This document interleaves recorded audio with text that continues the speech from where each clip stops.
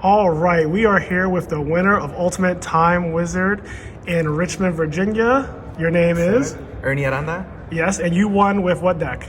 YGO Turbo. YGO Turbo. Okay, so we have 7 rounds of Swiss. Yes. And then a cut to top 8, even though there was some controversy. Everybody was, at the beginning of the day, everybody was like, oh, it's going to be top 16, even though I think beforehand they had said top 8. Yes. But then when they said top 16, people were like, okay, cool, so X2's like might actually have a chance now. Like, everybody was really hyped. All my boys, I came with like 7 boys in total. Like, we were all like, okay, cool, we just have to go, try our best. And if we go X2, it's okay, we're still in it. Right. And then literally, like, it wasn't until like, it was after we were all done and all the pairings were up that people were like, the people were asking, and then the judges were like, oh yeah, it's only top 8. Yeah, it was a dream crush to a lot of people, including some of my friends Yes. who made the bottom half of top 16, Yeah. and they all just got screwed. But on the bright side, you did take home the whole event with YGO Turbo, so I want to get into the deck profile, but before we do that, Ernie, why don't you give it your shout-outs? Thank you so much. First and foremost, I love this format. I think this format's great. I agree. Please, everybody, keep on watching Frazier, all the other folks. Frazier's great. I've definitely learned so much about frogs. I'm not playing them, but learning how he has to play around them, what he has to do to keep in mind of like the other decks really helped me, because I was like, okay, cool, this is gonna be my game plan for when I face frogs. I appreciate that. What they're gonna do. So huge shout out to Frazier, obviously. Everybody support the channel, support the Patreon. Thank you. Oh, you know about the Patreon? Of course. Support the Highlander Frozen Soul cup that they're Thank you so much. You got all the shout outs. Of course, bro. Of course. All love. I'd like to have some personal shout outs to a couple of my friends. If you guys are in the LA area, please check out Tacos Don Lencho.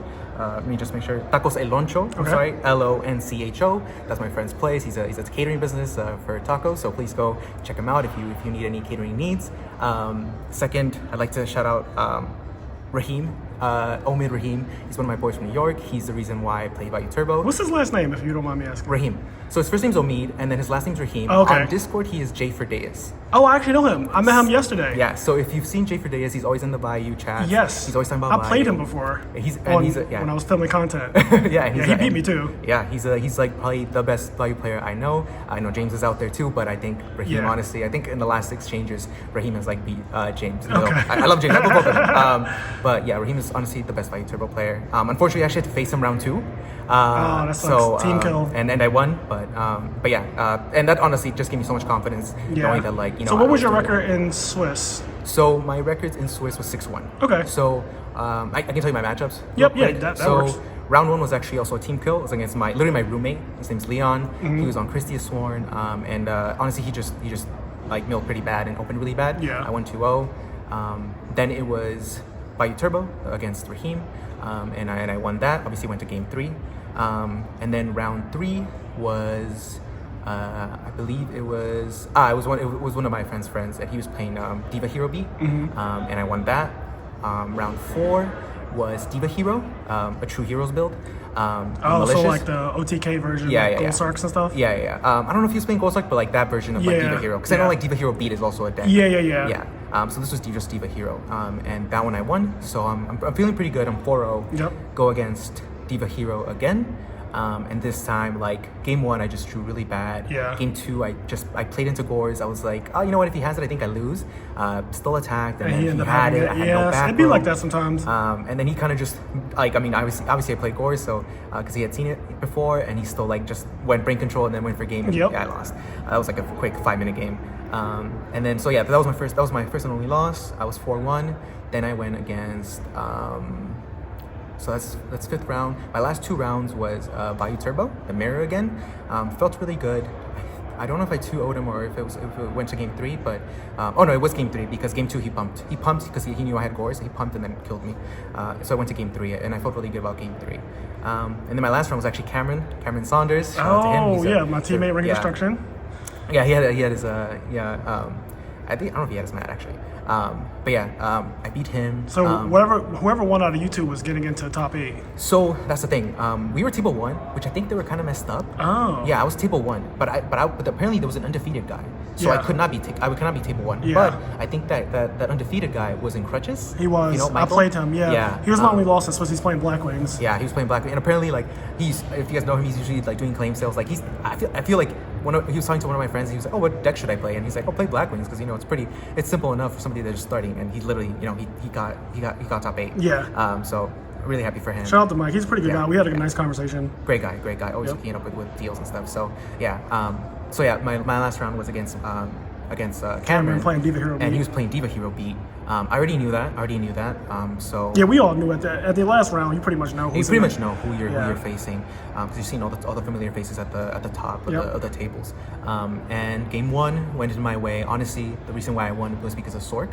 So Chaos Sorcerer. Amazing card. Chaos Sorcerer really won me games, because usually there was a point in time where I was just citing almost 3 prohibitions because I just could not beat Hero Beat. Yeah, because that matchup is rough. That matchup is quite. People terrible. don't talk about it enough, but it is really rough for value. Yeah, I think some other people, some other value turbo players, have said that it's a lot more. So it's either easy or it's 50-50. It's not. I do not believe that either. I'm glad that you're saying that because when I watched that matchup, it is really hard. The hero deck can really pressure you, and they end up with so many pluses. Yeah. So they have outs to your arm wing. You're left with Greffers and stuff, which get beat over by Alias and Stratos. It's really hard. Yeah, it becomes a 1-for-1 game, and they're just always gonna. They're very good at it. They're gonna outvalue. It's like the best deck for that. Yeah. They have Sparks and they have Hero Blast, and then that alone. Yeah. Alias is big, and Alias just tramples over your Armageddon Knights, over your Greffers, and a lot of the times you're just doing chip damage. Yeah. So if I'm attacking with a Greffer and he just goes Hero Blast, he just goes instant +2. Yeah, it's so much. And I'm not getting any of my chip damage. So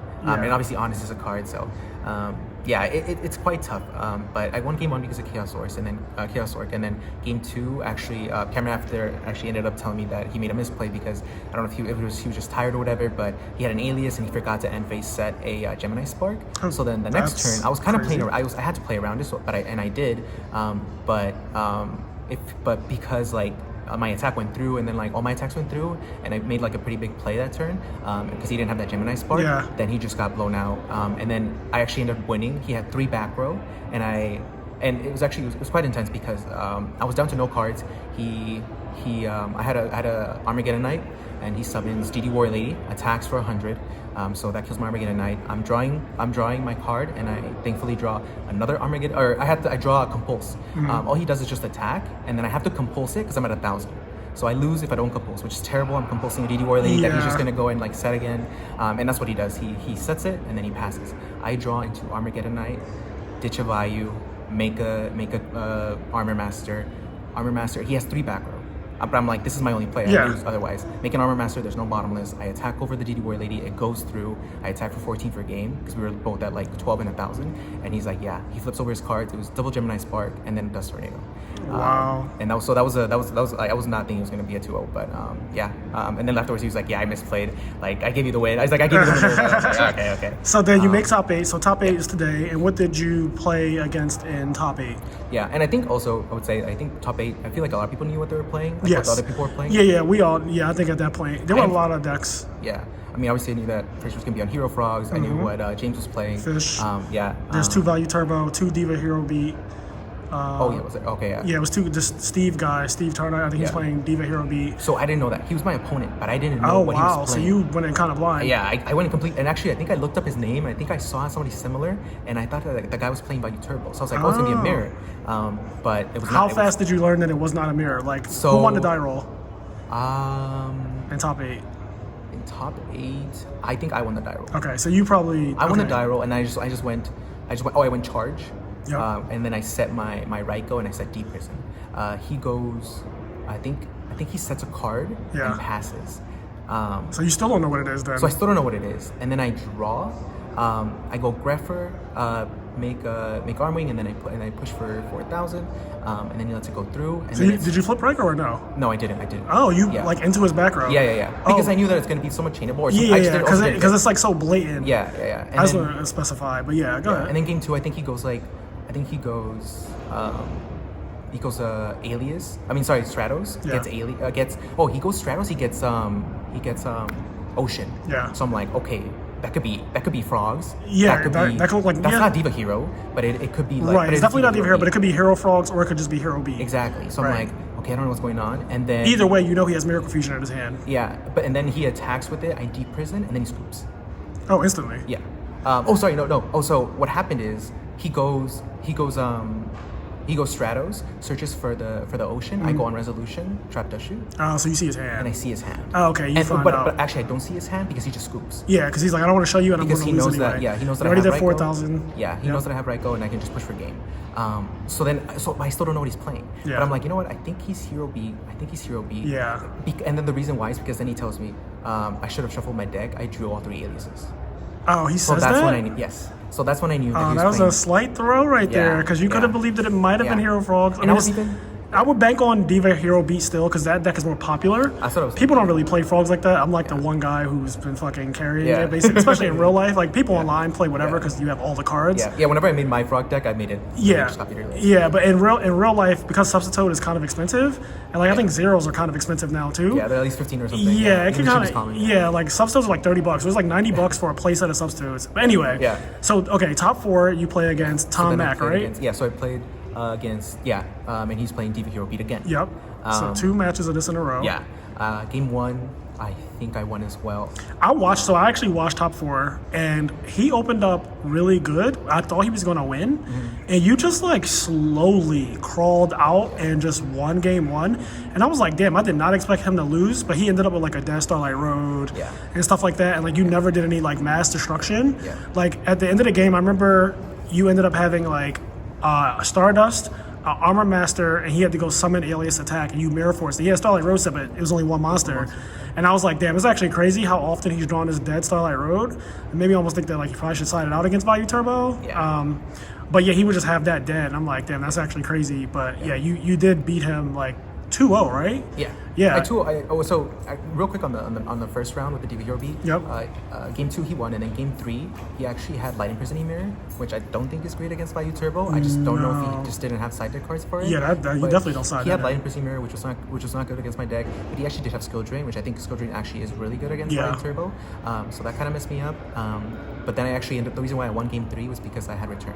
Okay. I had Sork, and then I also had Return. Oh, so this is against this is top 8 guy. Yeah, it's top 8. Yeah. Okay, because so I was like, he sided Light Mirror and Skill Drain against you, and he won a game because of it. Or you 2-0'd him too. I forget. No, I went game 3 with him. Okay, I did go to game 3. But I will say this. So everybody thought that I was dead. And then I think some guy from like the when I brought out like a Value and I synced with it. Yeah. And then one of the guys was like, hey, Value says you can't sync with it, and I was like, there's a skill drain. Yeah. It's effects are negated. Which makes that actually a crazy 1-star tuner. And that's why I made a Stardust, and he had a Mirror Force, and then I just pushed for game. Oh my god, yeah. That's a broken 1-star tuner. Yeah. And I think he also told me that he had a Dead Starlight Road, which again what is with the Dead Starlight Road against you? So then when I go against this guy, this second hero, Tom Mack, right? I beat him game 1. And it was just it's a game of 1 for 1. Yeah. And thankfully I had Sork again. Yep. Which is the I saw you best put it in 1-for-1. defense mode, and then you had 2 Armageddonites. And you were just attacking him. I literally attacked for 20 for free. The next turn, he literally had to Mirror Force. Yeah, he had the Mirror Force, man. You were like, perfect. Now that's gone. Now that's fine. I'm chilling. And I think the next turn, I flipped up I switched it to attack position because I had Return. And if he banishes with the Deep Prison, then I just get my Sork back when I return. I attack, and then he lets it go through. So I'm like, okay, cool. His back row's dead. Yeah. And then the next turn, I think he sets 2 more cards. I'm like, okay, I have to go for this return play to win. I read his cards. I read that one card was dead. One was like a Deep Prison. I Kai'd. I went a little aggressive because I kind of knew what it was. Yeah. And it ended up being a Deep Prison. I hit for a lot of damage. Yeah, I saw that when you Kai'd. I was like, damn, you got the right one. Yeah. And it was not like I got lucky. Honestly, a lot of these people, you have to know how to read them. You have to pay attention to what people are setting. You have to know what they set first and then what they set second, because and then when he set 2 cards, the one card that was dead the entire time was a Starlight Road. Yes. Which again, I will say, if you're playing, I think I've mentioned it. If you're playing against Value Turbo, it's a game of 1-for-1s. You have Raikos, you have Kai'd. It's all 1-for-1s. Yeah. Starlight Road is terrible. Yeah, I'm noticing that both people you beat, like I said, Starlight Road just does not seem to be the card. Yeah. Which I feel like it's not great for people to know how to be Value Turbo, but I feel like in this channel it's a very educational. Yeah, I try to be educational on the IMNerdpodcast YouTube channel. Yeah, so this rewards people that actually listen to. Yes. Listen to it. But yeah, so that was the last round before the finals. Yep. I was watching the game between James and Mike Boyd. He also has a YouTube channel. Christy Sworn, Edison Club. Yep. Yeah. And yeah, so James wins with Celia Cat. Yes. Right?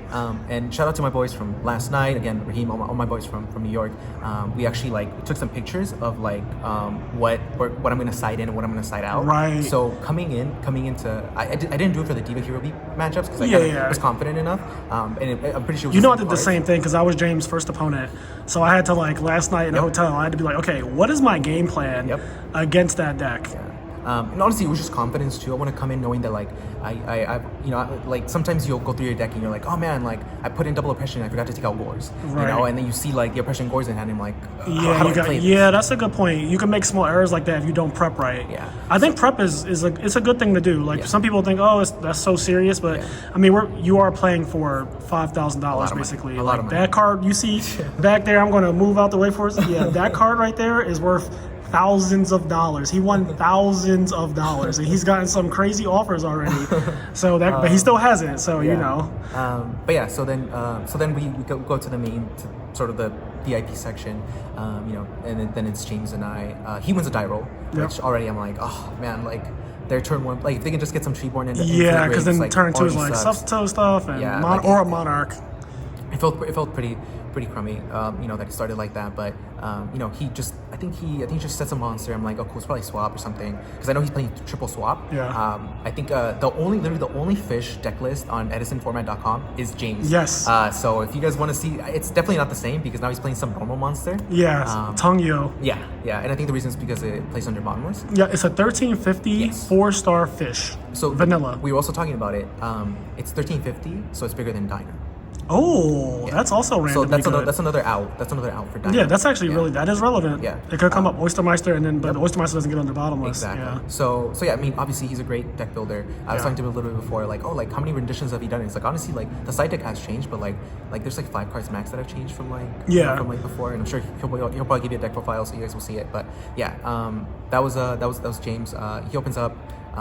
Just summons a monster. I opened up Gref for Vayu. I'm going Gref for Vayu. 100%. Game 1 against Frogs, usually the game plan is just go as aggressive as possible. Yep. Boris doesn't exist. Trag doesn't exist. Yeah. Because if they have it anyway, they're going to win anyway. Exactly. You're not. That is the truth. You're not favored at all. Yeah. So that's just the way they have to play. Some people might say it's overly aggressive. Like you just have to play. You have to play your out sometime, and your only out there is to just outrush them. Inevitability. Exactly. Because if the game goes long, Frogs will just win because they have the inevitability on their side. Exactly. They're going to start drawing Monarchs and Miracle Fusions and stuff, and it's just like I can't deal with the card advantage. Yeah. So just game 1, it was just I think I went Gref for arm wing, and then I special summoned Gale because I had a black wing monster on the field, and I just pushed for game, pushed for damage, and then the next turn, and then I ended up making a Goyle, stole his Treeborn Frog. Mm-hmm. So like I felt really confident after doing that. I had like 1 back row, and then he was like pretty low, and then I'm seeing him like shovel his hands, and then he goes summons a normal monster, attacks into my Gale, and I'm like, okay, what's going on here? I go Deep Prison, and then he's like, I just want to do it for the paper. He shows his hand. Okay. It's all bricks. It's all of the little fish. This is what game? This is game 1. Okay. This is game 1. So I win game 1. Game 2, I had Gores and DDV. So like I think I passed the first turn, and then he like obviously he's like probably like one of the best players. Yeah. Never plays into the Gores. After he plays into it, he like drops Kai's, so I don't have a DDV target. Right. I also opened up Double Vayu, Plague Spreader, and Gardner. So yeah, not a good value hand at all. No, it was all my, and then I never drew a Greffer. Then it was game 3. I go first. I see my hand. I opened up, instead of those 4 cards, it's 3, so 1 less Vayu. I still opened up Vayu, Plague Spreader, Necro Gardner.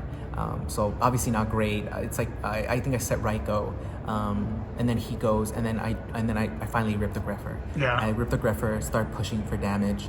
I ended up making Goyo again, attacked. I made a misplay because he had which was a flip flop frog.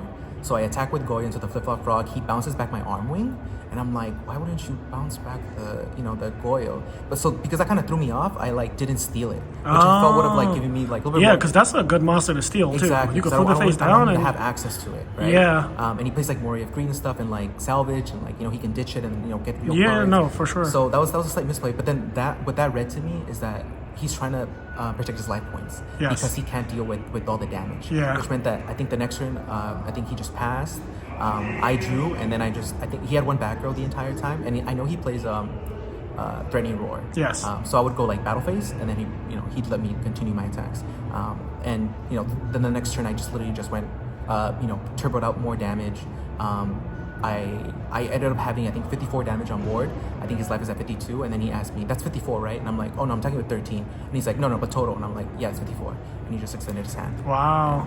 And that was... and now you are the winner of a giant-ass Minerva, who is also holographic. Yes. Really, really cool-looking card, just to give you guys... Now, let me zoom in a little bit right there so you guys can see. This Minerva is clean. Very clean. Okay, so... now let's get into the actual deck profile. Yes, sorry. All right. We'll start with the monsters. The obvious are triple. Yep, triple Raikou, triple Sirocco, triple value. This is all standard. Played one hamster. Okay, so some people play two. You decided to play one. Yeah. So in this deck list, I'm not playing double oppression. Okay. I'm doing the Sork and return build, which I think this is probably the standard, I will say, going forward, I think, for the Sork and return build. Yeah. There was some like deck lists that were going on where you were playing one oppression, one return. I just think this is like you play game one differently sometimes from game two if you're putting in the oppressions. Right. But yeah, this is sort of the standard. I'll keep this here. The two ofs are obviously Armageddon Knight. Yep. The double Greffer, and then the double Kais. I think those are pretty standard. And then the one ofs are these. Ooh. So okay, so you play. Guys. Yep, you play Gardna instead of Spirit Reaper. This is really good. Sork is probably the one, and then so the reason why also it's good to not play like I guess one oppression and one return is that you can like the Gores is a lot more live. Yes. Obviously Gores can sometimes just win you games, and it's also really good against the hero beat matchup. Yes. Gores is amazing against Monarchs too. Exactly. Because when we play Vayu, typically because Vayu for so long didn't play Gores, we kind of don't expect it. And we could play into it. And one of the worst things that you could do as a frog player is if you Kaya someone and you attack directly and they drop a Gores with a 2400 token, I'm sure you've won games like that. But that is one of the craziest plays that happens. So I try to avoid that at all costs. But Gores is a problematic card. It's very, very good. Yeah. And now that Vayu is like you said, this is the standard kind of now. It won Orlando. Yeah. And it was playing this type of build with the Chaos Orc. And I'm starting to think that you're right. This is where it's going for Vayu. So deck is really strong, keeps winning. Yeah. I think the guy from Orlando was playing Oppression and also Gores. I he was. That this is a little bit better, but he also was playing Sork. That's why I got to commend him because he was playing Sork. Because I think Sork is insane. But yeah, those are the monsters. Okay.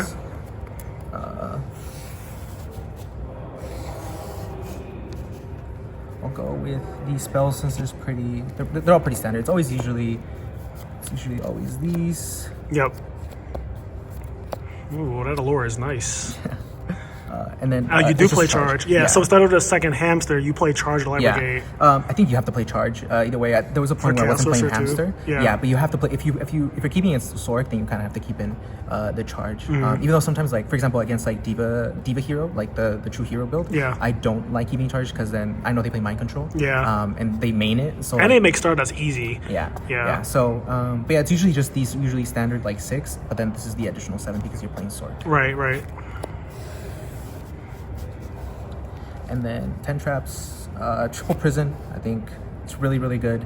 I think your best opening play is like summon either hamster or Raikou, set that, and then put a deep prison. Yeah. Sometimes like people will be like, oh, like why don't you prison like a Stratos? And it's like because I don't want to pop it. Yeah. It's better to pop a back row or like pop like a problematic card or like when the alias gets dropped. Yeah. I also think it gives you the option. I also think that deep prison on Stratos is what needs to happen, even bottomless, because it makes Ocean scarier later in the game, and people don't talk about this enough, but I think that banishing Stratos is a priority in that matchup.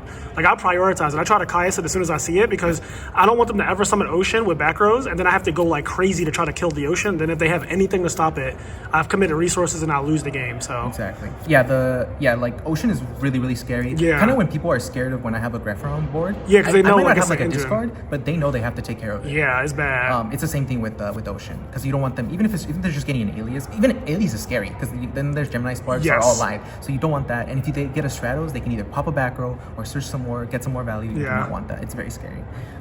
Just the double bottomless, and then the one ofs. Obviously, that's great. Yeah, potential's great. Therefore, great. That's great. That's shoot and solid. And then the return. Okay. So these are all of these last cards are limited to one. Yep. For a reason. Yep. They all win games by themselves. Literally, all of them win games. This is just a deck of really good cards, which is what Value Turbo has always been.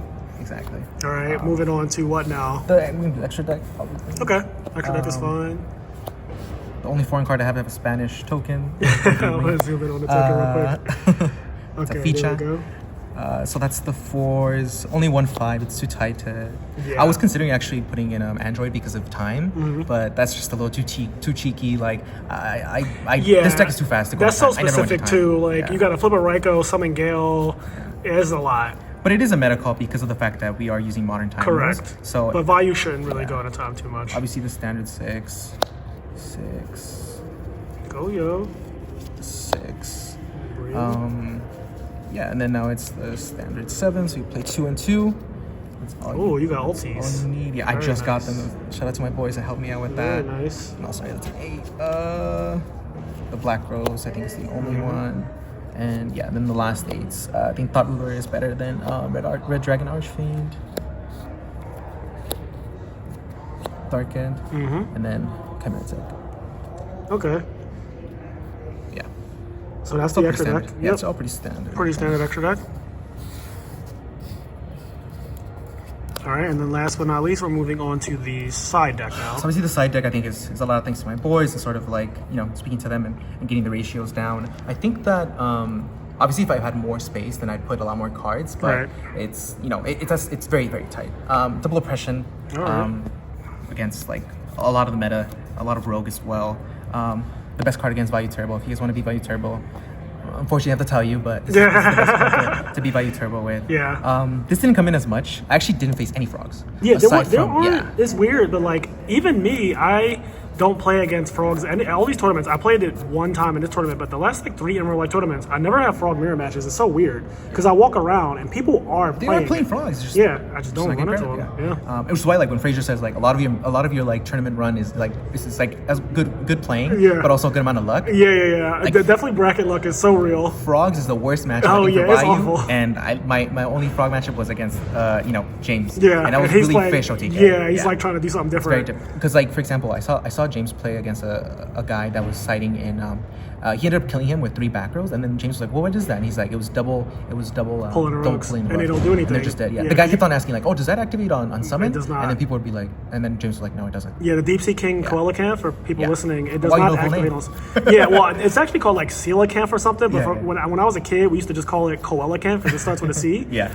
But like my one friend at Locals who's older than me, he would play that deck. So I actually have experience playing against fish from being a little boy, and that deck is it's actually scary. Like he introduced another deck to the format, which is like, damn, Edison keeps getting more decks. Yeah, it's very scary. Yeah. The double does, I think it's standard, whether you're gonna have 2, like 1 in the main, 1 in the side, 2 in the main. I think you have to have it for the hero beat. Yeah, you need that card. Double Dyna. Yep. The best. And then these are all the 1-ups. I obviously wish I could have more. Cyber Dragon, only 1. Yeah. It's a good light 2 for Sorg, so it's always good against like heroes and Blackwings. Yeah, and it makes sense. You do play Chimera Tech. Yeah. Actually, like I used to never beat hero beat, so I used to like I was thinking putting this at 3, but it's good at 1. I think you don't need more than 1. If you have space for 2, then put 2. Yeah, because it's funny. This single-handedly beats like hero beat. It's funny you're saying this. My friend he played in the EWCQ, the last one, and he played in another tournament before that where he topped. His name's OG. He got like 2 tops with Value Turbo, but every time he tops, he loses to hero beat in top cut. And I said to him, I think your side deck needs to be specific. Yep. I think you need to put in blatant hatred against Hero Beat, because I think that matchup, I was like, every time I watch you play it, it is not close. Like, like you might win a game, but when they beat you, I was like, yo, he has like +4 on you. Yeah. And it's not, I was like, you're not coming back. Yeah, I was back. like, he's beating you. So I was like, you need to be specific in your side deck. And so I said Snowman Eater, and it's funny that you won this tournament, and you're like, I play Snowman Eater. Yeah, so, I think it's great. Yeah. If I could put 2, I would, but I think it's way too tight. Yeah. 1, DDB. Good against frogs. I think it's only good at 1. If you see it, you see it. If you don't, oh well. Yeah. You got Dyna, Oppression, and all that. Obviously good against like fairies too. Yeah. Once I wrote, obviously for the Blackwings, didn't face any Blackwings. Maybe Lightsworn too. Yeah, and Lightsworn too. Yeah. Pure Lightsworn. Yeah. Sworn probably not. Yeah, I agree. This is just insane against like Blackwings. You win if you can resolve this. Yep. And then the other card that you can. So this is actually also really good against Hero B. And Yes, shout out to the guy who they taught the Orlando guy who because- won Orlando. Yep. Yeah, he played it, and if they Gemini Spark you, it's just game. Yep. They just go -2 cards and like, Exactly. yeah, They don't draw, They don't which is draw. Yeah, it's really, really broken against that deck. Yeah, my body needs to. People need to respect this card a little bit Yes. more. It's actually quite a ridiculous card against Hero Beat, which is one of the most popular decks in the format. I mean, you played 2 of them in top 8, Yep. right? And there were a ton of them in Swiss. Yeah. So yeah, I would think that my body will see more play as people realize how good it is against that matchup, and that matchup is pretty problematic. All right, well, that's the deck profile. Thank you so much, Ernie. Thanks so much. Safe travels back. I hope that this card brings you a lot of joy, if not cold hard cash at some point. Right now, he still has it, but yeah, accepting offers. And yeah, thank you so much for doing this interview, hopping on the channel. This is a nice little 30-minute thing that we did. So I hope you guys enjoyed this. I will catch you in the next one. And yeah, we're going to get out of here. Peace. Bye-bye.